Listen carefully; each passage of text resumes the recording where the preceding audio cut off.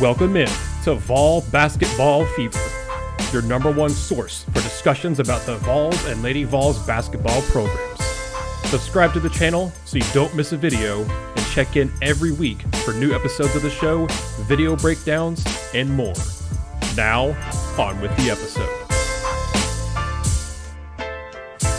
Hello everyone, and welcome in to another episode of the Vol Basketball Fever podcast. I am Nathanael Rutherford, joined by Gene Henley. I want to thank you all again for tuning in to another episode of the show. If you're new here, welcome in. We're really happy to have you here on the podcast/YouTube channel here. Subscribe to the channel if you're here. We're not doing an actual true video episode of the podcast, but we do have a video component here.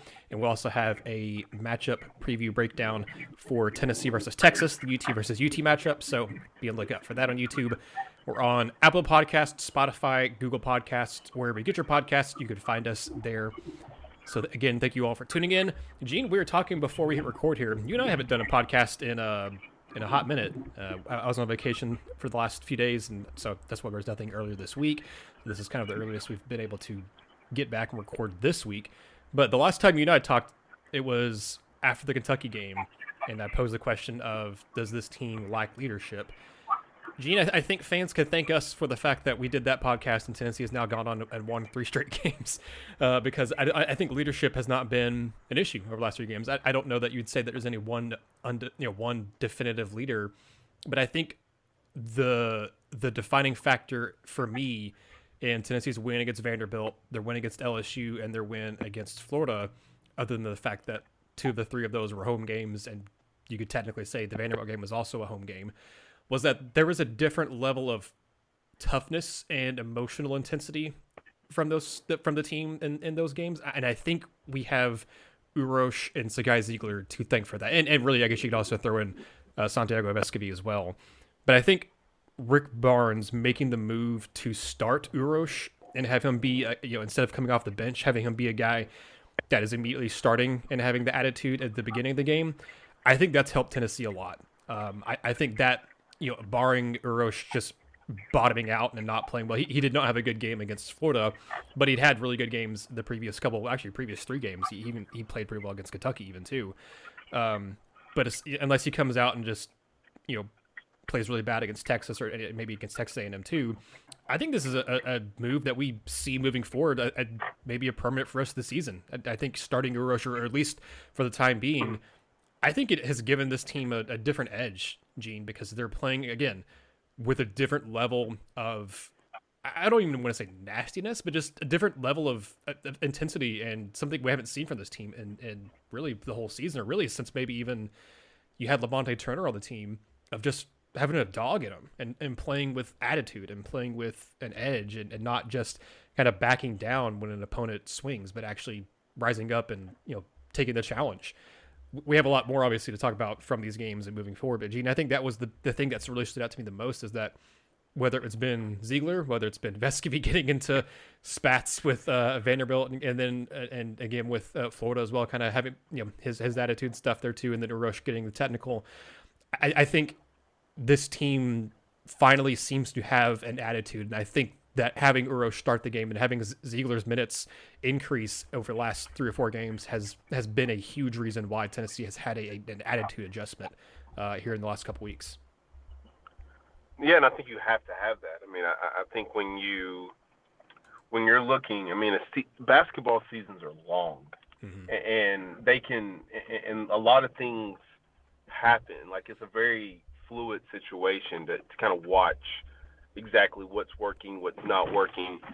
And I think after the Kentucky game, I think it was kind of quite obvious that something needed to change. And obviously, Coach Barnes, Rick Barnes, had said a lot in the way of, expressing his frustrations with the level of John Fulkerson's play up to that point. But, not a lot. You had to kind of wonder what was going to be the adjustment, and the adjustment was to, insert Uros in the starting lineup, and that has actually paid dividends. Now I think the next adjustment for Uros has to be, you've got to manage that, because you can play with that edge all you want to, but when that edge doesn't work in your favor, then now you're just some guy out here clocking people in the back of the head or doing all this, that, and the other. You're not actually helping your team. And, last night, when you have, a wily veteran, I guess you could call it, like John Fulkerson, you can manage Uros only playing 9 minutes in the game. But, that's a guy you're going to need. And, so, I think, the next level for him is trying to figure that stuff out. But I think you want to keep that intensity that he's brought to the table, but you also want to make sure that if you're going to keep that intensity, that you're doing it in the right way. But it's been obviously that's been a positive lineup adjustment. Zeigler, has played really well as of late, and it's not afraid. And I think you've got a team of guys who are just not afraid. I think and we're going to get into it later in the podcast, but different things are going to happen in terms of the team's offense. I still have questions about it, but as the season goes on, I mean, if you're going to lean on that defense, then you've got to lean on that toughness too, which means you've got to be tougher, obviously. And so now it appears as though the team is starting to develop the identity with the personnel of guys who can kind of do what's necessary to make sure that essentially this team isn't getting punked. Felt like a couple times they have, probably the first LSU game and, certainly the Kentucky game. I mean, I don't even think Kentucky was punked. They just, Kentucky just shot the lights out. I think too many people are making too much. I saw a lot of Tennessee fans' favorite podcaster, Terrence Oglesby, my guy, my Cleveland guy. I saw him kind of say something. I didn't hear the podcast, but I did see a headline where he was kind of talking about after that Tennessee-Kentucky game why that performance, people are going to make too much of that performance. And it was kind of, and I didn't hear it, but I kind of felt the same way. And you and I talked about it last week. Look, man, they shot 75, 80, 90% from the field that game. Come on, man. That. But they got punted against LSU. And sometimes games mean more to to one team than the other. And the way that Tennessee got beat against LSU that first time, it's rare that you get 2 times to play somebody, especially so close together. And usually, when you have 2 good teams, that was a game that Tennessee wanted more. And you add the new elements to their team, to the court.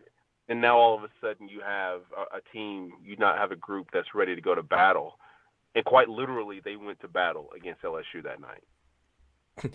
Yeah, they even said it after the game. I think that I think it was Uros that said it, that LSU came to fight and we came to win a game, and we did both. We won a fight and won the game, which I thought was a great quote. Uros just, I hope his play continues to do well. It's like you said, you don't want him to just be a guy out there who's rough people up and not doing anything productive. If he continues to be productive in doing that, he is going to turn into a fan favorite, because I think fans have wanted him to be good. They've rooted for him to be good and hasn't delivered on that. But finally, it looks like he's maybe turned a corner and has found something there that he didn't have before. And if he continues to play better and do that, he's going to be a fan favorite, because he's going to be one of those guys that opposing teams hate. Like opposing teams hated Admiral Schofield, hated Lamonte Turner. And I don't think ever, Uros is never going to be to that level of a scorer, that level of a star or anything like that. But he's going to be a guy who could be an enforcer and be a guy, again, that opposing teams just in fan bases loathe because of things he does and things he says. But Gene, one thing before we move ahead to kind of talking about the offense, and I guess this kind of goes along with the offensive discussion. I don't remember which game it was, because I don't remember if it was Dane Bradshaw or Jimmy Dykes that said it, so I don't remember if it was the LSU or the Florida game, or heck, maybe even the Vanderbilt game. So I don't remember who said it now, who to give credit to, but I'm interested in your thoughts on this.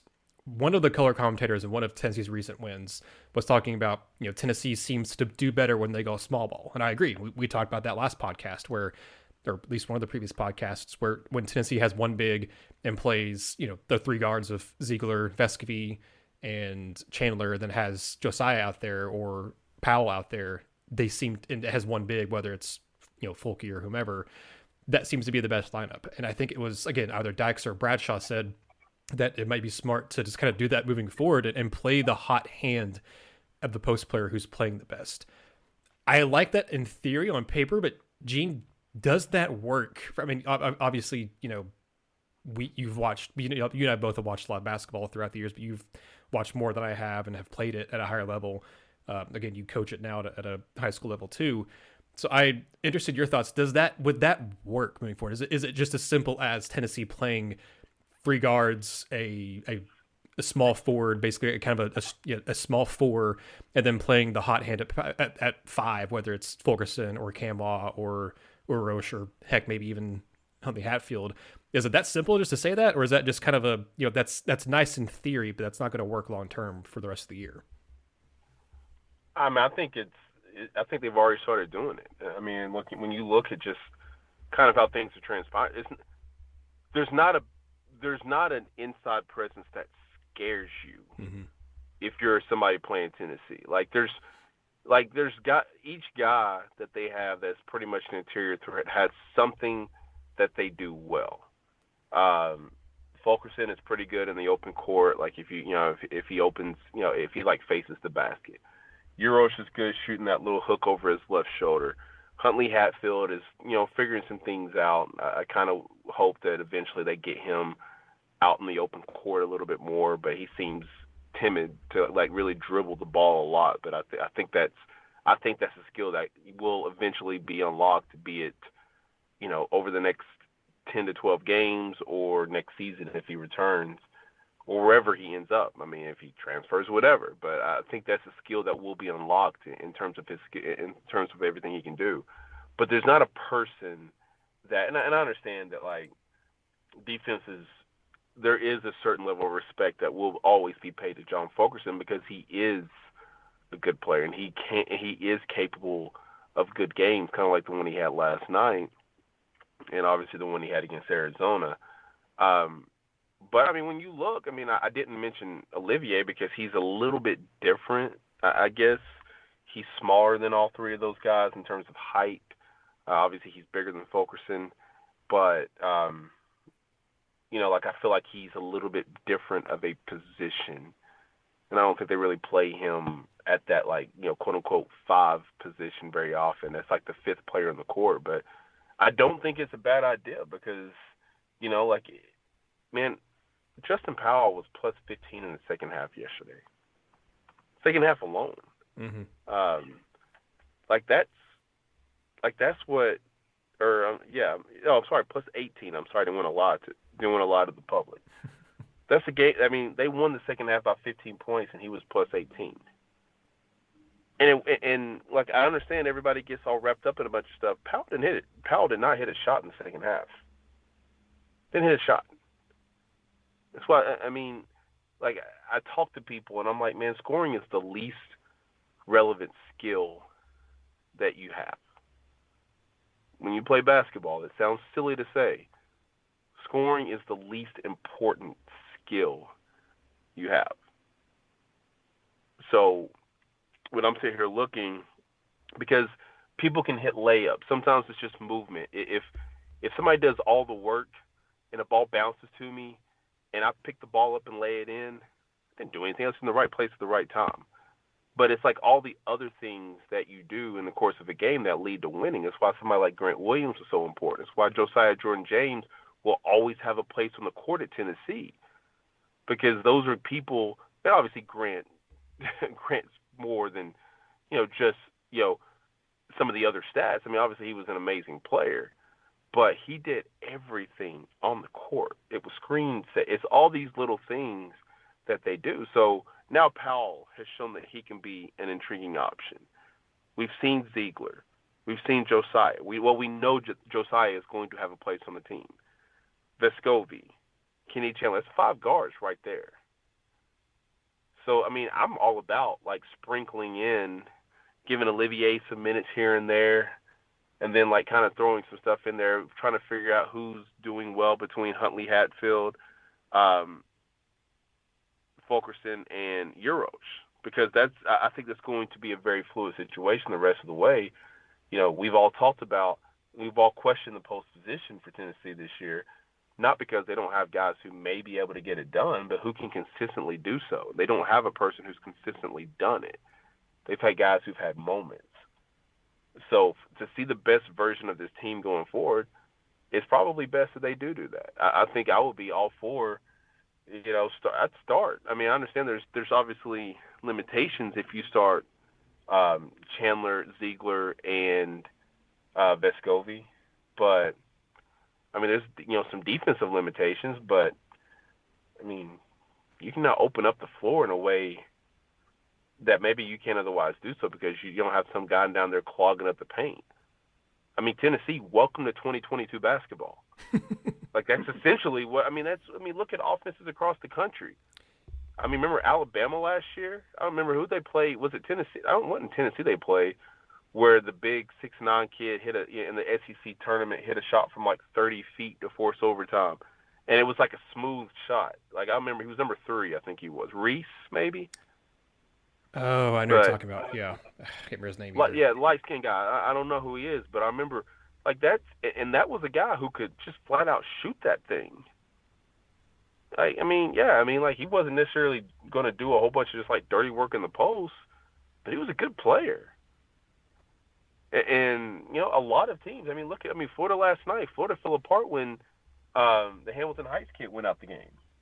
Jason Chitobo or whatever, they fell apart when he wasn't able to get it done. Like, that's literally where, when you look at some of the stuff, when we look at some of the things, like, that's just a big body who doesn't really do a lot offensively for a team, but kind of brings up my point earlier about sometimes, like, the game is bigger than just who makes the shots. And then the counting stats. The counting stats are the easy things to figure out. Well, this person had 20 points. He had a good game. Did he? Well, this person had 10 rebounds and 6 assists. That guy had a good game. Mm-hmm. Or that guy, or somebody like Chitobo, they may not have another one of those guys. That's a big body. Like, I saw a good portion of that game last night. I saw when that kid got hit, and my goodness, he got hit. Yeah, he did. And that's a big loss. That's what's that, like 6'10", 270? I'm just guessing. I'm just throwing a number out there. Something like that, yeah, that's a big body to be just knocked out. And so there's going to be times 6'11", 285. Yeah, I was about to pull up his official roster right now, too. Right. So, that's an important piece to not have in a game. And, like, Tennessee has those important pieces where you look at a guy's production and you're like, why does that guy play? Like, Chitobo is probably the Josiah of Florida, where you don't realize how important they are until you don't have them. Mm. And so, like, I would much rather. We talked about this in the preseason, and I think I flatly said, man, if Huntley, because we were all under the presumption that Huntley Hatfield was going to play a lot. We had him just kind of pegged in as the next Yves Pons. And I remember saying in one of the podcasts, look, you've got a guy like Josiah Jordan-James that kind of does some of the same stuff that Huntley Hatfield can do. Maybe I overestimated Huntley Hatfield's skill. I don't believe I did. I've seen that kid play. Mm-hmm.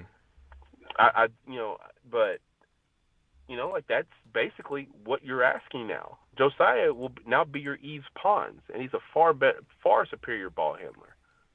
Can't jump as high, maybe, whatever. Still left-handed.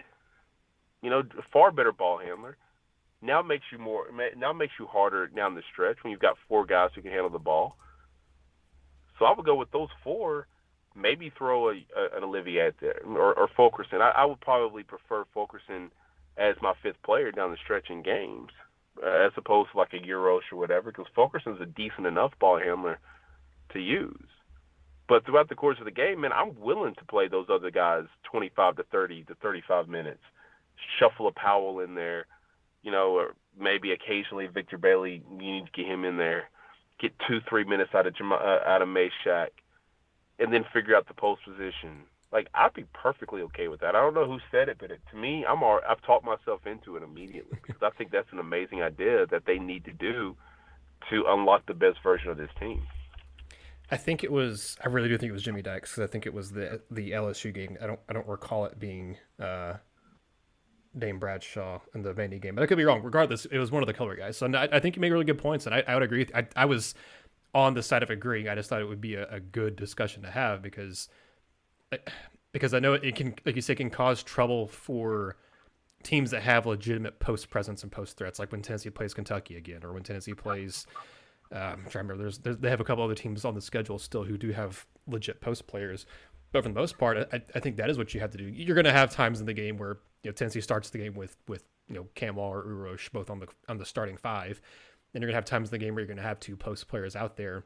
But in your crunch time minutes, Tennessee, I think last night against Florida, I think at the crunch time it was basically the lineup we just talked about. It was Vescovi, it was Kennedy, it was Zakai, it was Josiah, and it was Fulkerson. I think, if I remember correctly, those are the five guys in the final, mostly for the final 4 minutes of the game that were out there, in the pivotal time. Because it's one thing to start. Like, it's cool to get a start.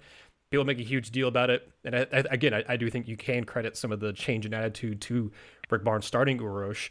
But really, to me, what's more important isn't who gets to start. It's how many minutes do you play in the game, and who's actually on the court and after that final media timeout. That's the more important part, more than who's starting, is who's out there when it matters most, when the game's close and it's on the line and you need to close it out or you need to come back and win. Like who's that five that you have in there, and that's more important than the starting five. But again, the starting five is important. It can provide a spark or it can set the tone or whatever. But let's talk a little bit about this offense, because I think it's worth kind of putting some context in it, but I also think, again, it's fair to have questions about it, and it's fair to, I think, look at what's on the docket remaining for Tennessee in terms of schedule. I think it was Ryan Shumpert from RTI, Rocky Top Insider, who I've had on the podcast before. He tweeted this out and it kind of raised my attention, and I went and looked at it and kind of did a deeper dive too. But the schedule Tennessee's faced so far this year, aside from the Tennessee Martins, ETSUs, aside from the lower major schools, a lot of the teams that Tennessee's faced this season of high major schools have been really good defensively. And in fact, they still have some really good defensive teams left on the schedule. But 10 of the 19 games that Tennessee's played in so far have featured an opponent who's currently ranked. Well, okay, Colorado's 51st. I'm counting them. An opponent who's ranked in the top 50 of defensive efficiency on KenPom. So again, Colorado's 51st. Whatever, I'm going to count them. They're basically top 50. But Tennessee has faced 10 of the 19 opponents have been top 50, and then if you throw in other teams like North Carolina, who's ranked 61st, Alabama, who's ranked 67th, and Ole Miss, who's ranked 71st. Those are also really good defenses that Tennessee's faced.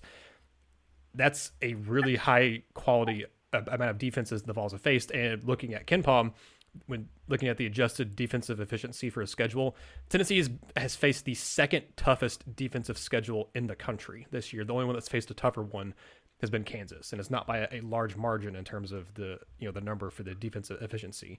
And Kansas is doing pretty well. They're 17-2. They have I think the number 3 adjusted offensive efficiency in the country. Tennessee's like 51st, I want to say, or 48th maybe now on offensive efficiency. So not great, but not bad either.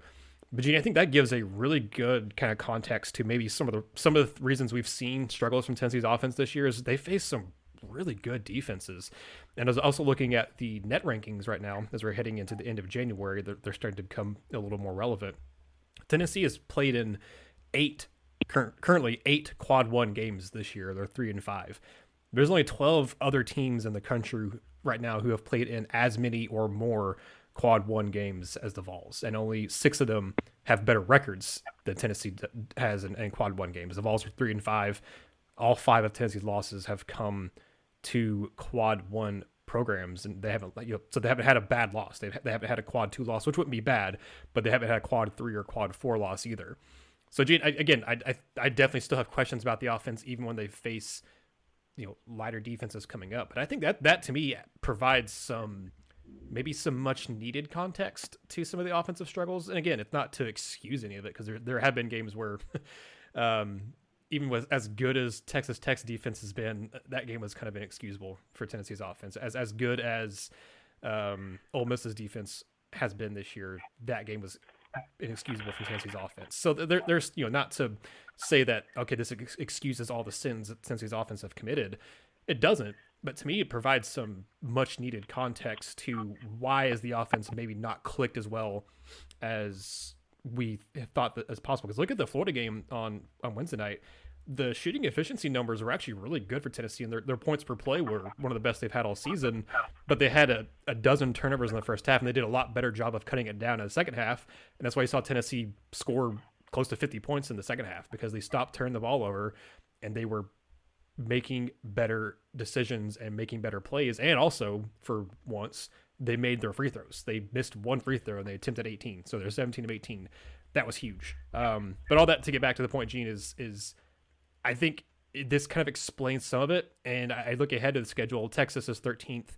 A&M is 35th. South Carolina is 31st. After that, it does lighten up a little bit. You have Mississippi State at 89. You have Missouri, who's 121. You have Georgia, who's 293. You do obviously still have Kentucky and Arkansas on there, and Auburn, who have really good defenses too. But it gets a little bit easier than what Tennessee's had so far. But Gene, this I think the SEC as a whole is just a really, really good defensive league this year. I think on I can't remember who it was, Evan something, I can't remember his last name, that he had a thing where he has like by the conferences, and the SEC has the second best defensive efficiency by an entire conference this year. So they're basically the second best defensive conference in the country. And I think it's shown. I think there's been a lot of low scoring games this year.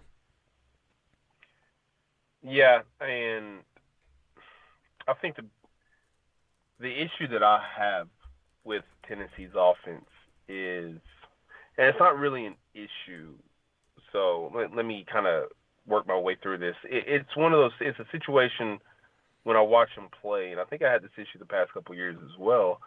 There's not really a guy that scares you. Mm-hmm. Like a lot of the stuff, a lot of the issues I think with the offense is the fact that there just aren't guys that just scare you.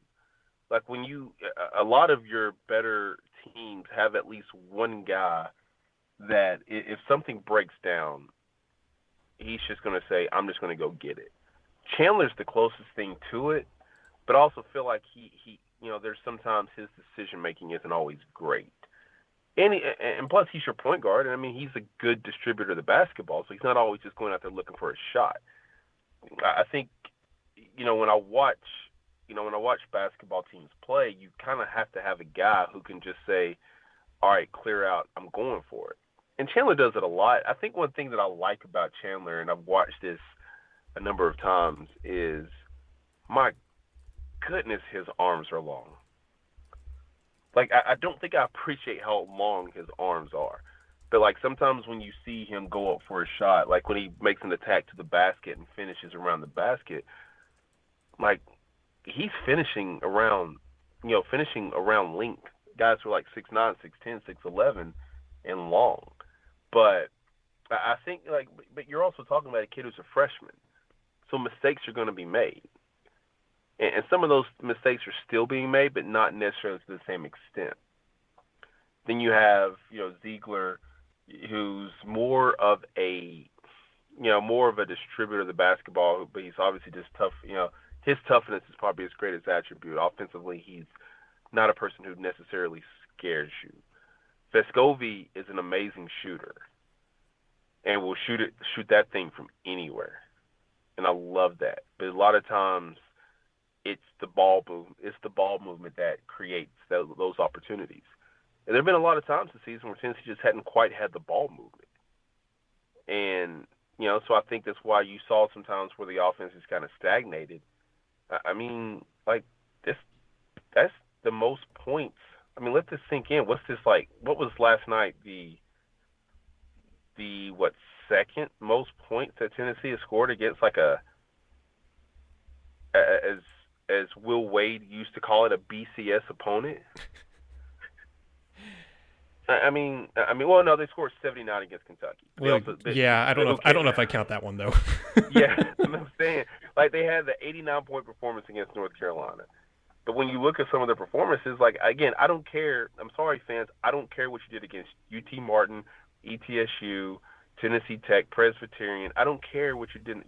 UNC Greensboro, mm-hmm. USC. Those are not games that are relevant to your ultimate goal. They're not. So I usually write those things off. I'm sorry that that y'all hit 27 threes in one of those games, and you think that matters. It does not matter to me. So I mean, they still haven't reached 80. I'm okay with that. Like, their defense is good enough that, man, if you get to 78 in games, unless it's some crazy occurrence like the Kentucky game, you're going to win 90% of those games. Like, this team is settling into whatever its offensive identity is going to be, which, again, I don't think it's going to be an awful lot. I think it's going to be Kennedy Chandler making plays, Zeigler chipping in and making plays, Vescovi shooting that thing from anywhere, Josiah cleaning up some stuff. You'll get a game. You'll probably get – there may not be two, there may not be three, but there's going to be one Justin Powell, 19-point game. I just feel that. Like, there's going to be one game where he hits 5 threes and has 19 points. Watch, it'll be against Auburn. Watch. It won't be. I was literally about to say it was going to be February 26th. Uh-huh. And I think he would absolutely love that. Mm-hmm. Obviously, the fans would too, because of obviously I don't want to say the hostility between Tennessee and Auburn. There's no hostility, but there's no love lost there now between Tennessee's fan base and Auburn. Mm-hmm. I don't think Auburn's fan base necessarily cares about Tennessee, but it is what it is. And I think they're going to just kind of filter in pieces. You're going to get, there may be a Huntley-Hatfield game too, and I don't think the Huntley-Hatfield game will be quite the same. It may be 9-10 points or something like that. But it's going to be a game where you kind of look at it. I felt like Bama was a little bit of that, but I thought there's a game you're going to get contributions from some of your other guys. But when you look at some of these teams of the past, like the team from a couple years ago, that was a team that it was pretty much Grant Williams every single night. An offense is usually as good as its important pieces. Mm-hmm. Tennessee has never really established its important pieces. Chandler had some struggles early on. Vescovi has always been consistent. I kind of, I know there's been a push for this, but I kind of think that that's one of the, top 10, 15 players in that league. I kind of feel like that's an all-SEC caliber player because of his importance to that team. And, yep. I think it'd be good if he got it. I truly don't care if he does or doesn't, but I think he's deserving. That team is basically Vescovi. The legend of John Fulkerson will be kind of like some of these other guys, where these guys who at all levels of sports, they may conjure up one of those games every so often, but I'm not sure how often you can just expect it from guys like that, from Fulkerson guys. But he's going to be consistent in whatever he does. So I just don't think that they have a bunch of guys who you can just lean on offensively. So I don't know what their offense is going to be. I understand all the defensive efficiency numbers of the teams they've played. I understand how good the defense they've played is. But when you don't have guys who are just necessarily threats offensively, that helps the defense out too. Yeah. And because I think, Go ahead. Sorry. I was just going to say, when you expect the production out of Vescovi, and you have to. If you're Barnes, you have to expect the production out of Vescovi. You've got to hope for production out of everybody else. And I hate to say that, but there's not a consistent second person that you can just expect it out of. And defenses understand that too. Yeah, no, I was going to bring up Vescovi because you made a good point. He's just been so consistent. And then the fact he against Florida goes off for 23 points, where he was 5 of 8 from 3. He was a perfect 6 of 6 from the free throw line. He's. I said it during the game, and I said that I would, at this point, with the way he's played in SEC play, especially if he's not a first team All SEC player, I would be surprised. But regardless, like you said, he is an All SEC performer, because I think he is one of the top 15, probably top 10 players in the league. Because he rarely has an off night. And even when he does, he usually still finds a way to do something and still get into double digits in scoring, but also contribute with assists, contribute with this season, especially he's been able to contribute with rebounding more than he ever has before. And I think that's been kind of another big aspect. I want to say it was the LSU game or maybe Vanderbilt game where he missed a free throw, and he dove in there and he got his own rebound off his missed free throw. And I think it was one of the guys out there, Jimmy Dykes or whomever, said he wouldn't have done that, a year and a half ago. And I was like, no, he wouldn't have. He's learned because he's, matured and gotten older and, been coached by Rick Barnes and has played in this league long enough now to know that's what it takes to win games. And I think that's being a big attitude adjustment for him. He's always had that scoring. Like you said, Gene, if you're a scorer, that's one thing, but you got to learn the other aspects of it. You've got to learn the toughness of it, the mentality of it. And I think that's been the biggest adjustment why Vescovi's kind of seemingly hit maybe another level this year, is he has that attitude and mentality now that he didn't have his first year and a half on campus, because obviously when he joined the team halfway through the season in his first year, came in right as conference play was starting. But this guy, we've finally got to see him have an actual, you and I talked about it before, I think before the season began. This is his first actual real offseason, because again, he joined the team mid-season during the year that got shut down for COVID, and of course had a COVID offseason before last year. This was his first actual offseason as a basketball player in the United States, and actually got to be with the team and got to have a normal offseason. So that was, I think, huge for him, was to be able to have a relatively normal, few months without basketball in between seasons. I think we're seeing that pay off for him big time. In SEC play this year, Gene, he's been phenomenal. He's averaging 16.5 points, almost 5 rebounds a game, a little over 3 assists per game, 1.5 steals, and he's making 45% of his threes. Like that is insane. And I was looking at his stats for this season. He's played in all 19 games. He scored in double figures in all but 3 of those games. And that was Texas Tech, ETSU, and USC Upstate. So 2 of them don't really matter. You didn't need him to score double figures. And the other one, he still put up 9 points against Texas Tech and arguably Tennessee's worst offensive performance of the season. Maybe Ole Miss, but one of those 2, Tennessee's worst offensive performances of the season. Looking at his entire career at Tennessee, he's appeared in how many games now? 65 games he's played at Tennessee. He scored in double figures in 37 of them. So over half of his games at Tennessee, he's scored at least double figures, and he's dropped 15 or more points in 16 of those games. So, I mean, he's just been so consistent that when he goes and scores 20 points, you're like, oh dang, like it just didn't register that he had that many points. All of a sudden he just has 20 points. You're like, oh wow. I'm just kind of used to him being a consistent scorer. I think again, he's a guy who I would trust with the ball in his hand for the last shot, because like you said, he doesn't lack the confidence. He's a guy who kind of like Chris Lofton would just shoot it from anywhere. And really, I genuinely think Santiago Vescovi has been Tennessee's most consistent and best 3-point shooter since Lofton. And the stats back me up on that, because I was looking at him this morning, on Thursday morning, and he's right now he's on pace to be the first Tennessee player since Chris Lofton to average 3 made threes a game per whole season. In fact, Chris Lofton's the only Vol to ever do it. Allen Houston almost did it. He had like 2.9 something, but Lofton in all 4 of his years at Tennessee averaged at least 3 made threes per game. And right now, Vescovi's averaging 3.1 per game, and that's he's averaging 3.6 per game in SEC play. So to me, it's not a stretch to even say that he's Tennessee's most consistent and best 3-point shooter since Lofton, because he isn't just doing it 1 year. He's been doing this his whole time at Tennessee so far. And I think Chandler can be a guy, Gene, that you were talking about, who does Tennessee have on this on offense that you trust to give the ball to and tell him to score and create their own plays. Chandler can create his own plays.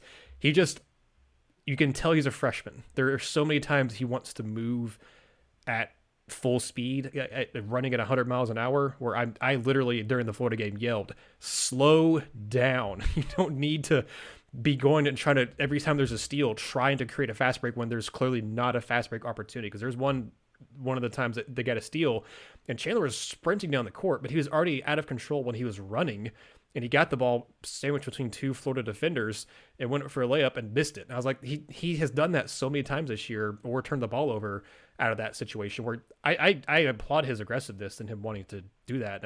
Tennessee has been a much better fast break team this year than in years past, but you don't always have to be running at 1,000 miles an hour. You can pull back and find an open guy, for 3, or just pull back and get things situated. Because if you're out of control, you're not doing yourself or your team any favors by going on the fast break, because you're more than likely going to miss the shot or turn the ball over. And that's been one of the big things that Rick Barnes has harped on with Kennedy Chandler is when he made those bad passes, when he makes the bad decisions, is you got to think smarter and you've got to be better. And it's time right now that it's a good time to learn here in January, because we're very quickly approaching February and March, Gene. I think that's, hopefully Chandler has learned some of those lessons and is starts to get better at that, because he has a lot of potential and he can do a lot of things well. But his decision making sometimes, or kind of, he'll have every so often you have a kind of a lapse in concentration. That's been his biggest downfall. He has all the skill in the world, especially for his height. He plays bigger than he is. And like you said, he has really long arms too, but it's the mental side of the game that he has to get better at. And he's gotten better even since the season began at some of the mental things, but there's still times where you can definitely tell he's a 18, 19-year-old out there playing amongst 20, 21, 22-year-olds. And you're like, okay, man, it's not going to get any easier when you get to the NBA. You got to learn this lesson now, or and learn it quickly, or learn the NBA. You make some money while you're doing it too. But my point is that Vescovi is a guy I definitely think Tennessee can count on, and is a underrated offensive weapon in the league. And I think Chandler can be that, but he's got to slow it down sometimes. He's got the speed, but he's got to know he has to have the wherewithal to switch gears. I think someone replied to me on Twitter, and I think they did it perfectly. Of course, Jordan Bone was a third-year player when he was doing this, and Chandler's a freshman. That's the difference between having a veteran point guard like Bone, who has the speed that Chandler has. Bone had the wherewithal and the savviness of playing a few years in the system to know when to slow it down and when to switch gears. And Chandler has that speed. I think he just thinks he can keep using it like he could in high school to beat guys. And there are plenty of fast defenders in the SEC who can make up ground a lot faster than other guys on the AAU circuit could. Yeah, and one thing to kind of circle back on that you were talking about earlier, it's the confidence that Vescovi's playing with. Like it's something that was talked about, but when everybody was so irritated and so frustrated with guys like Josiah Jordan James and who's the other guy? Olivier. Mm-hmm. Going into the 2020-2021 season, one thing that had to be taken into consideration is, look, man, star ranking or not, these were guys who had warts, who needed to be developed. And because of that COVID summer, they didn't necessarily get that opportunity.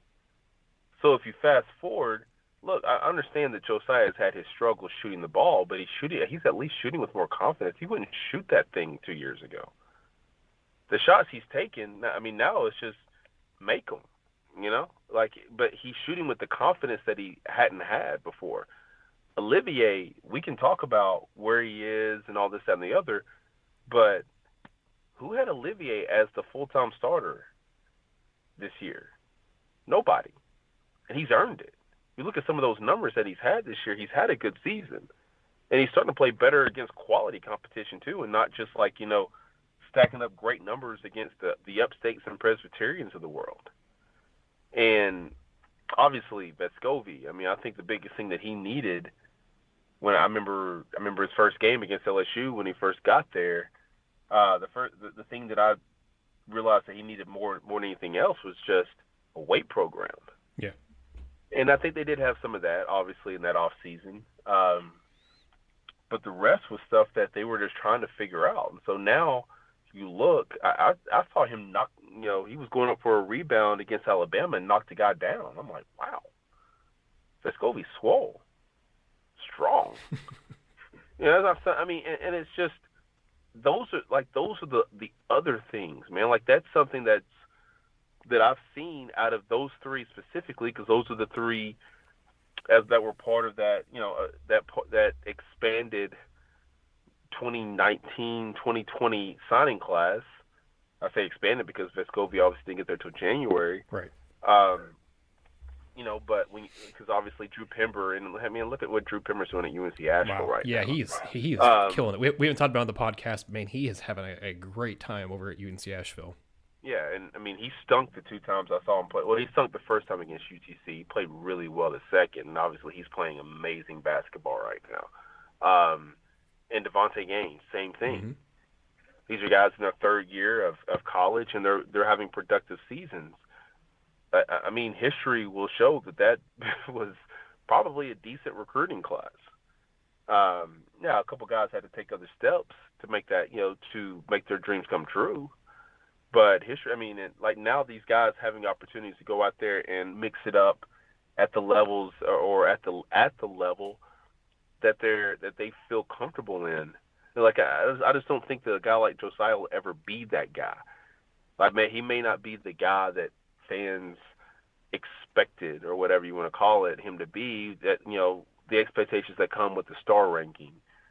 But I think it's going to be a guy who's a great player for 4 years. It's just not going to necessarily show up in the scoring column. But like when you look at all three of those guys, like they've all made tremendous strides in some way, shape, or form since they got there. I mean, from last year to this year, and nobody has. I don't even know if Vescovi's necessarily done anything different. I'm not sure that he's even that much more of a better of a player. I think he's stronger. Mm-hmm. I don't think he shoots any better. I think that you've got. I mean, last year you had Johnson and Springer, so sometimes you didn't necessarily have the opportunities. Right. And now, I mean, when you've got you've got 2 point guards out there in Zeigler and Chandler, who are very unselfish and will get you the ball. Like, I can't remember what game it was I watched. It was a game in Knoxville. Maybe it was, I don't know, man. But I felt like Vescovi was wide open the whole game. I felt like I've never seen a guy who's been a better shooter who has taken more wide open shots. Maybe in the history of sports. Like, I can't fathom that guy getting that many wide open looks. I mean, heck, I shoot 45% from three. If I had that many wide open looks, I mean, it's amazing, and it's a credit to the offense and the distribution. Maybe it was Vandy because I think it was the Vandy game. I felt like he had like 19. Everybody had like wide open looks. Yeah, because they kept on pointing it out, and it was like the most simple. It was like one guy penetrating and help defense, and all of a sudden Vescovi's wide open. I'm like, how is this happening? Time and time again. Like that guy. Like if it was anybody else on the team, I'd be like, I mean, except for Powell, I'd be like, okay, I understand that, but I don't understand how that guy gets that many wide open shots. But if you give him open shots, he's going to hit like 70% of his wide open looks. Yep. And he's done that. And it's a credit to so much was made years ago of the quote unquote Rick Barnes development program. This is it. Mm-hmm.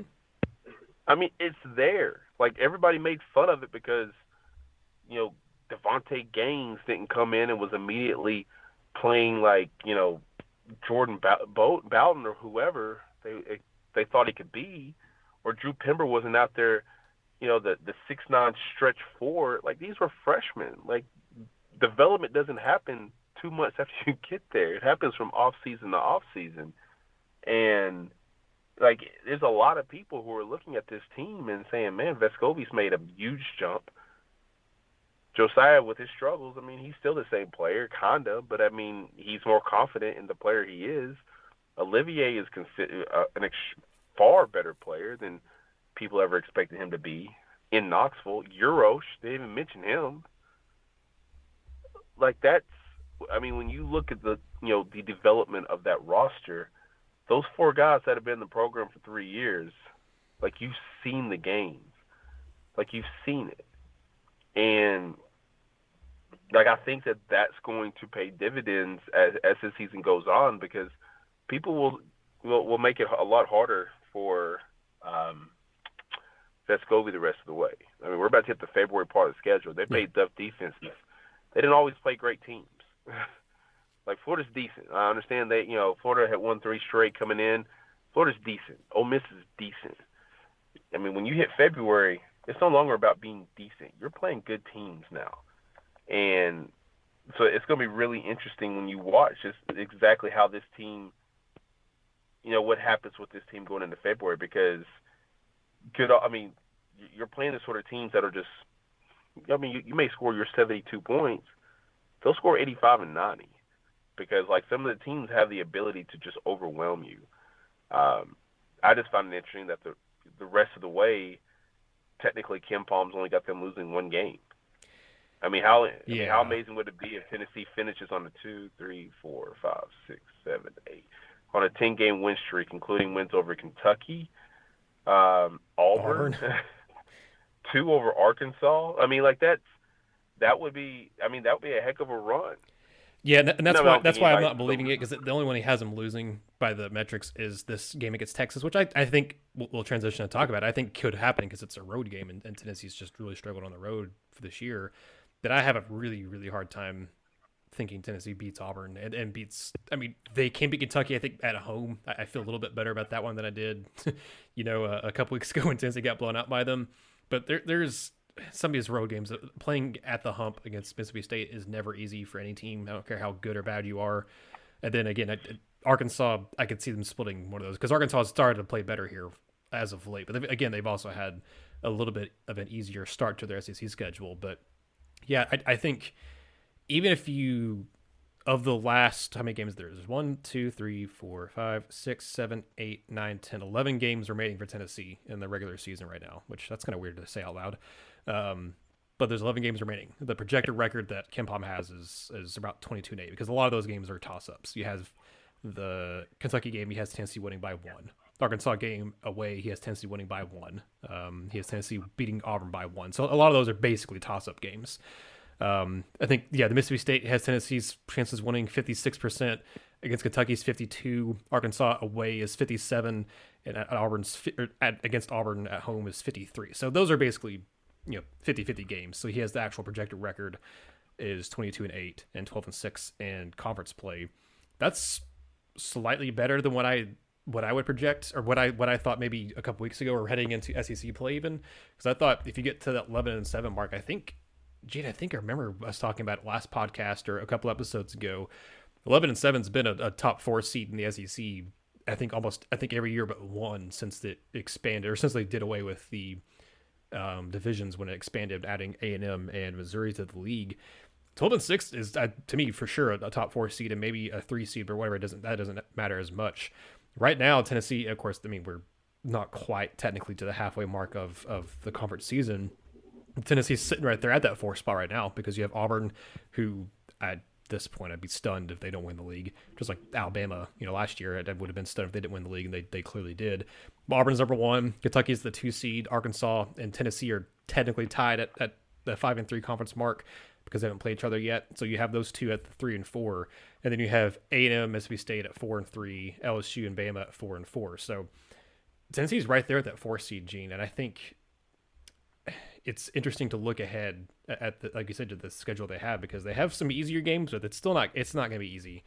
And I think if you go and even lose 3 of your remaining 11 games, and you finish the year out, what that make you 8-3, finishing the year out in these last 11 games, and finishing 22-8 and 12-6 in SEC play, with a chance to have that double bye in the SEC tournament, and maybe get another win or two to give you 23-24 wins in the regular season. You're sniffing, depending on the teams you beat and lose to, that's sniffing a 4 seed. Like, that's sniffing a top 16 seed in the NCAA tournament. That's a lot better than, for sure, to me, a lot better than a 5 seed, that dreaded 5-12 upset.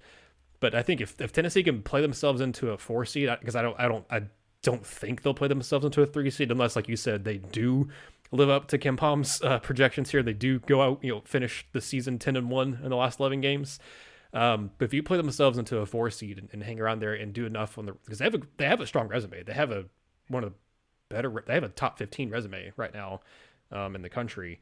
If they keep that up and keep playing to kind of what the numbers say they are capable of, then I think getting a 4 seed would be really strong. And that's kind of the sweet spot for this team, is a 4, maybe a 3 seed to me, and kind of where I think the matchups could be for them to have at least a Sweet 16 run. And I think that's I would take that, because that's not something Tennessee's done a whole lot. I would love to see them go further, but that's something that this team, or this program, has done a decent amount here in the last 22 years. But as a whole, this program has not done that. And as a whole, this program has not had a whole lot of postseason success. And as we talked about the last episode we did where we talked about Rick Barnes extensively, Gene. The more shots you get, it's like lottery. The more shots you get, the better your chances go up of winning, of getting the deeper run. The more often Tennessee can get to the NCAA tournament, the more often the better chances they're gonna have of making a deep run. And you never know what's gonna happen because you can have really good teams who get bounced in the second weekend or get bounced in the second round, and then you have teams again like that Konza Martin team who barely snuck into the tournament, goes and wins in the play-in game, and then makes it to a 16. It was a controversial charge call away from potentially going to the Elite Eight that year. So it's just, before you get to the Texas game, you just never know, man. And again, Tennessee can close strong and get a really good seed, or they can kind of fade a little bit and get a not as favorable matchup. But this is definitely an NCAA tournament team. It's just a matter of where the heck are they going to get seeded, because they can go anywhere from kind of play themselves into a high 3, maybe even a low 2, to playing themselves all the way back down to a 6 or maybe even 7 seed at this point, depending on how things go in the last 11 games and the SEC tournament. Excuse me. I'm only going to say this. I decided, I haven't done this in a long time, but I looked at the bracketology. That was released Tuesday.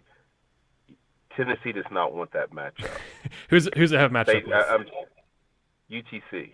Ooh. I'm being honest. I mean, I say a lot of things in jest, and I'm being funny. That is not a matchup that that Tennessee wants. And I'm not. That's not a slip of the tongue. That is not a matchup that Tennessee. Yeah, and you're not just saying that because you cover UTC. Well, I guess technically you are saying no, that because you've seen UTC a lot. I've seen them play every game. They've got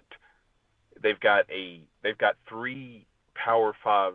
They've got 3 big transfers at the post position, and obviously everybody's favorite, Silvio De Souza, who played at Kansas, a 6'11" kid who played at UCF, and a 6'7", 6'8" post player that started his career at St. Bonaventure when they were going to tournaments.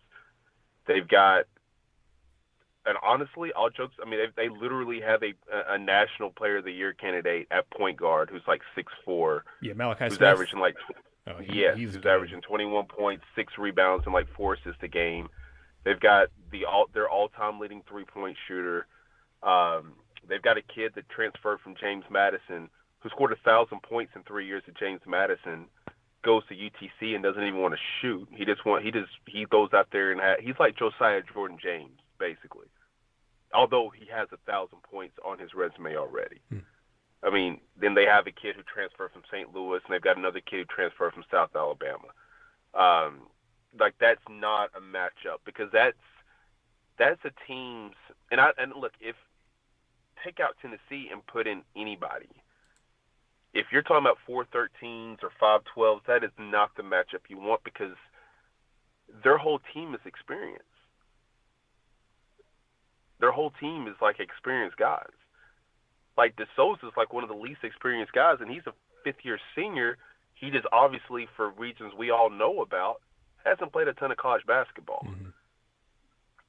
And he's a fifth-year senior. They've got guys who have played. They've got like 4 guys who have played 100 college basketball. Yeah, I was going to say, UTC has one of the only players in the country who can give John Fulkerson a run for his money in terms of games played and age, and that's David Jean-Baptiste.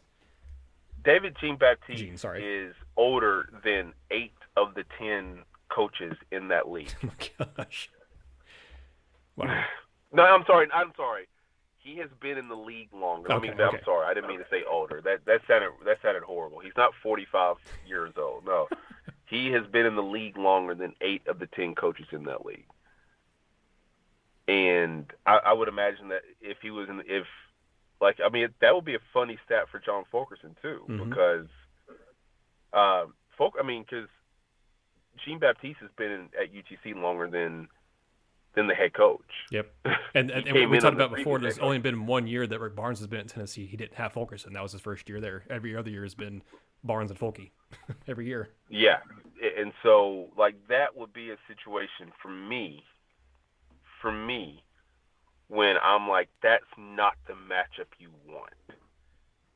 And look, we could not be talking about Tennessee. We could not be talking about UTC. We could be talking about a Tennessee team that kind of has had some ebbs and flows this season versus an experienced mid-major who has just been consistently good throughout the season. and has experience, has a really good guard, and who can thrive in March. I mean, because those are very common, obviously. Guys who thrive, I mean, mid-major guards who thrive in March. See John Morant, see Dame Lillard, CJ McCollum. I mean, guys at that level who just thrive on that stage. Yeah. So, I mean, take out that. I'm just saying I just happen to know more about this because of just my current job, but that is not a matchup that Tennessee would want to have. No, I would not want to Can they face win UTC. it? Of course. Yeah, right. But but they're going like that. Let that be the matchup in Pittsburgh, the third week when they announce the pairings, and wait till and let Tennessee fans start getting real angry because everybody's all these ESPN guys and all these talking heads are out here predicting, oh well, yeah, that's the matchup. I think, man, UTC is going to beat them. Having never seen UTC, I mean, with the fans never having seen them play, I'm just simply saying that's not a matchup that Tennessee should want to have, because I think that this Tennessee team, and to bring it back, I think this Tennessee team has the opportunity to be a really good team. There's still tons of questions around them. And look, I'm always questioning roster construction, and this was a team that was kind of thrown together. The team that we're closing this podcast on, Texas, some of the same stuff that I question, the roster construction. But obviously, Chris Beard is a really, really good coach. Yep. And sometimes you don't take things like that. People like myself don't take those things into consideration. Now, I mean, he's got that team 15-5 in a league that is probably a little bit better than the SEC. And there may be, I don't know, those are probably the two best leagues in the country. I know the ACC's not there, and Big Ten feels like they're just not quite what they were. Michigan's a little bit down. As we look at this matchup ahead, it's going to be an interesting matchup. Their personnel, the guys who are contributing the most for that Texas team, are guys that, were brought in. Trey Mitchell has been a great player, which should be of no surprise to anybody. I never question individual, abilities. I question how well it would fit. And I'll be danged if it's fit pretty dang well. Yeah, Marcus Carr has been probably their best player in conference play for sure. Yeah. He's been a really good player for him as of late, the Minnesota transfer. Again, I'm glad we worked back to it. I've been looking forward to this one talking with you because you were definitely not as high on Texas at the beginning of the year as a lot of national pundits. And I think you've been proven more right than wrong, because again, they're out of the top 25 now. They're still a top 15-ish team in the net and in the Ken Palm and stuff, but they, statistically looking at the efficiency ratings and the shooting and the points of like that, they have an offense that is comparable to Tennessee, and they have a defense that's been just about as comparable to Tennessee as well. The difference between the two teams basically has been kind of the pace and the tempo. Tennessee likes to get, create steals and create turnovers and go out and run in the fast break and kind of shoot a little bit earlier in the shot clock. They don't like to do as much half-court offense this year as they have in years past. Gene, Texas is one of the slowest, most, I guess, kind of sludging, getting you in the mud type teams when it comes to tempo in the country. They have the 348th adjusted tempo on KenPom, as opposed to Tennessee ranking 104th. They average 62 possessions per game, and Tennessee averages about 68.5. So Texas, that's kind of the big difference, is that Texas likes to really, really slow it down. Their average possession length on offense is 18.5 seconds, and that ranks 303rd in the country. So they're bottom in 300s basically in all the tempo categories. So the efficiency wise, they're not bad on either side of the court, especially on defense. They have some really good defensive numbers. They like to force, just like Tennessee, they like to force a lot of turnovers. They average, I think, 16 or so per game, and Big 12 play that's been a little less, but still they like to turn the ball over a lot, or like to have the force their opponents to turn the ball over a lot. But it's a team that you just mentioned, Gene. They're made kind of a patchwork, and we talked about that a lot this offseason, but heading into the year, is can that work? You're looking at a guy, their two top scorers are Timmy Allen and, as I mentioned, Marcus Carr, who are both transfers. I'm trying to find for their first leading scorer who. There we go. Andrew Jones, who's the third on the team in scoring with 10.1 points per game. He's the John Fulkerson of Texas. He's been there. This is his 6th year at Texas, and he's played in 121 games for them, and he's averaging, again, 10 points. Every year he's not been hurt. He's averaged double figures in scoring for Texas. So they're an interesting team. They're not the biggest in terms of height and length. I mean, because they have some length, but they don't have anybody on the roster who's over 6'9". But again, Trey Mitchell, 6'9", 240. You don't want to. That's a athletic big who's also got some bulk to him. Dylan Dessou, Tennessee's played multiple times at Vanderbilt, 6'9", 220. Krista Bishop is 6'7", 220. They're an interesting team, Gene. I think this has the potential to be an ugly game. I don't think it'll be as ugly as the Texas Tech or Ole Miss game for Tennessee. But this is a Texas team that did just beat TCU, which again, TCU is not great this year, but they beat them 73-50. They beat Oklahoma State 56-51. And before that, they had lost a couple games against Kansas State, which is a bad loss for them, and Iowa State. So there's, again, Chris Beard is a really good coach, like you said. I think this will be a game that's interesting from an emotional standpoint too, because it's Rick Barnes' first time going back to Austin as, not as the Texas head coach, as a head coach of a different program. And I imagine Texas will have, a bunch of their former players back there that were there under Rick Barnes and have a whole ceremony. I don't know about ceremony, to have a whole thing before the game. And I wonder what his emotions are going to be like. And I wonder what the Tennessee players' emotions are going to be like. And I thought this was a good point that was brought up that I heard on Thursday morning from Jason Swain on the Swain event. We've seen Tennessee do a bunch of especially against Florida, do the gator chomp and stuff, and Rick Barnes, basically let them do it, which I think is fun to let them do it and kind of have that be their swagger and attitude. Would he let them, Gene, do you think he lets them do the horns down to Texas if they go out and drain a three and whatnot and or feel themselves, or they win the game and they do, after the game? Because I don't think the passion's there against Texas, because it's not a Florida, it's not a Kentucky, it's not an LSU. I don't think that kind of hatred and animosity, or Vanderbilt for that matter, is there against Texas. So I don't think it'd be an issue. But I thought that was interesting. Was if things go, if there's some sort of attitude in this game, does Rick Barnes get onto his team for throwing the horns down? That's obviously kind of a little bit of a joke topic, but I am very interested in this game from the emotional aspect of it as well.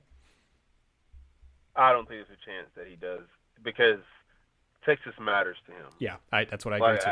These other schools don't. Mm-hmm. Like, these other schools don't. Like, Florida doesn't matter. I mean, you beat Kentucky, it doesn't matter. But there's a lot of years, and I understand, everybody, there's been so many different things reported about his exit, but I don't think that it was an animus exit. I don't think there's any bad will on it. I just think that it's one of this, it happened. And so, I don't think there's any chance. I think it's going to be a good game. I don't think it's going to be a high-scoring game. Maybe proven wrong here. I mean, you've got a team, you've got two teams that aren't exactly fast-paced teams, but they're solid, efficient. I think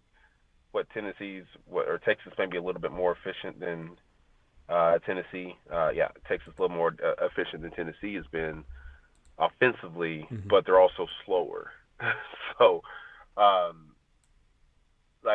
wonder, I don't think it's going to be a high-scoring game. I think it'll come down to just key possessions.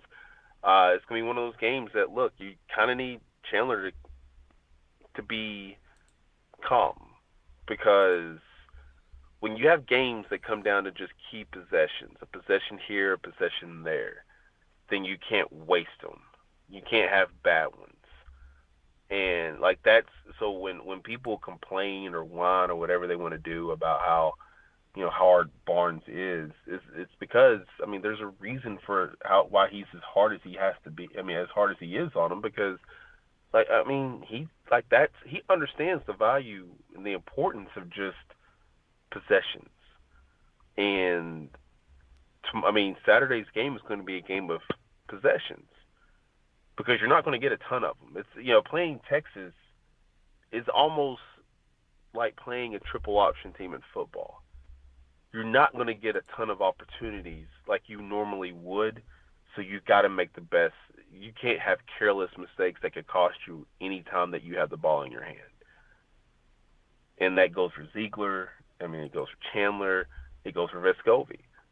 Although, obviously, I don't expect him to make too many of those, like, just bad decisions. So, I think it's going to be a game. Like, I think the projection appears to be in the 60s, which may not be the most aesthetically pleasing game for people. But, look, I think it's going to be a game that you learn about this team. And, like, there have been certain games where that's kind of been the case, where there's certain games, and it's not necessarily just the ranked teams. I learned about Tennessee against Alabama. Mm-hmm. Me personally, I didn't learn anything against Kentucky because you chalk that up. Like, there's going to be like 2 or 3 games you blow somebody out in a year. There's going to be a couple of games here where you blow somebody out. It's going to be a couple of games where you get blown out. The way Tennessee's schedule and Power 5 schedules will always be kind of, weighed. There's going to be some games against some of those, like, lower major, mid-major teams that are going to be blowouts. There's going to be a couple league games that, team isn't quite as good as you are, so you expect to kind of take care of business of those games. This is one of those games, I think, going in that we're going to learn about somebody on Tennessee's team. I have no clue who that is right now. I can't. Maybe it's somebody that we already know. I mean, we already know, that about Fulkerson's stuff. We know about who he is as a player. We know that. We know that Vescovi is an extremely talented player who's going to make a lot of money wherever he ends up playing at after Tennessee. But this is going to be a game where, like, I think that how Chandler and Zeigler play will determine the fate of this team, more so than anybody else. People may score more, people may have more assists, but how do they control the game? How do those two guys control the game will determine who wins this game. Because if they don't control it, I mean, you're on the road. And like, you've got to have good point guard play to win games on the road.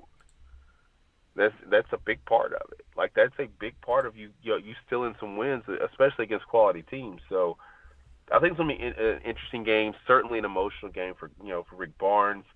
Can he rally the troops, I guess you could say, in a sense, to get them to go out there and be the best version of themselves. I mean, Rick Barnes can't shoot a basketball. He can't do any of that stuff. Mm-hmm. Can't. So, like, can he galvanize this team to go out there and, go get a big win? Because, make no mistake about it, this will be a huge win on the road. Mm-hmm. It really, to me, would be Tennessee's first, like, big, notable, true road win. Because obviously they beat Colorado. That was a good road win. But I don't count that Vanderbilt win as for one. Vanderbilt's not a great team. They're a lot better than they have been. But again, I don't know that I count that for how many UT fans were there. Yes, it was a road game that you had to travel to, and it was a different court and different environment than Thompson Bowling. But without them having students there, with how many Vol fans were there, I mean, that didn't really feel like a road game to me. Not like it should. So this would be, like you said, a marquee road victory for Tennessee in Texas, and a pretty nice stadium or arena over there that they have against a team that's going to look to win this one, because they want to. I mean, joke about it all you want. I think there is something a little bit to this whole the real UT thing, and I think whoever wins this game is. I think there's going to be some motivation there, especially from Texas, to say, "Hey, we are the real UT." Like, don't get it twisted. We're the real UT, and the jokes y'all make kind of annoy us. And Texas just has an ego to them, regardless of what sport it is, because Texas is, it's Texas, and that's what I was thinking about the other day. Is like, to get them to come to the SEC is going to be interesting with how big their ego is and how big the SEC, just as a general, the ego is there. Like, how's that going to mesh and work, and we'll see. But Texas always has this swagger and ego about them in any sport they play in, whether it's football, basketball, baseball. I mean, Vol fans know Tennessee's played them in baseball recently. They played them in the World Series, and they're going to play them again in the regular season this year. So, yeah, I agree with you, Gene. It's going to be very, very interesting matchup. Again, I'm not expecting a high-scoring game by any means, but I think it'll be close and it'll be entertaining because of that. A quick note here. I mentioned Andrew Jones of Texas earlier. I had to look him up and see how old he is and everything. Gene, this game is going to feature two of the oldest players in college basketball currently, because Andrew Jones just turned 24 in December. He's born in 1997, just like John Fulkerson was born in April of 1997. So you're going to have two 24-year-olds out there on the court on Saturday night when these two teams tip off at 8 o'clock. Two guys who, again, they are two of the oldest players currently in college basketball. I think Fulkerson, they showed the graphic again on Wednesday's game. I think he's like the fourth oldest Division I basketball player, and Andrew Jones, I'm sure, is like the fifth or sixth. Like, he's not far behind him since he was born in December, and Fulkerson was born in April of the same year. So just I thought it was interesting. Two really seasoned veterans out there who to play different positions. Jones is a guard who's 6'4", 190, but they both have been around the block just as long as the other. So that'll be interesting. That'll be a weird little fact that I don't think you'll, because of COVID and everything, you won't see again. And then anytime near soon of these two 24-year-old guys who are older than a lot of NBA players playing at this game. But that'd be where we wrap up this episode of the show. Again, thank you all so much for tuning in. We really, really appreciate it here at Vol Basketball Fever, whether it's on YouTube, whether it's on the podcast. We can't thank you enough.